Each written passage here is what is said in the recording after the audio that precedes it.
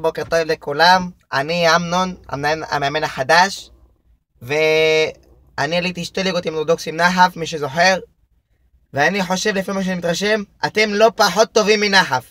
לכן ממחר נוסיף אימון צהריים.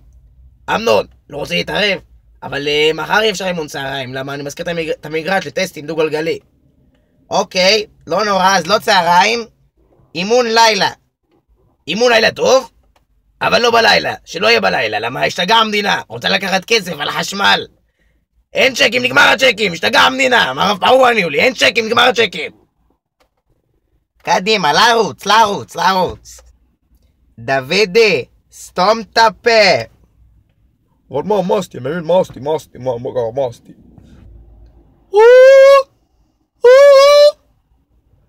בנות, להתרחק, יש לנו פה דובי.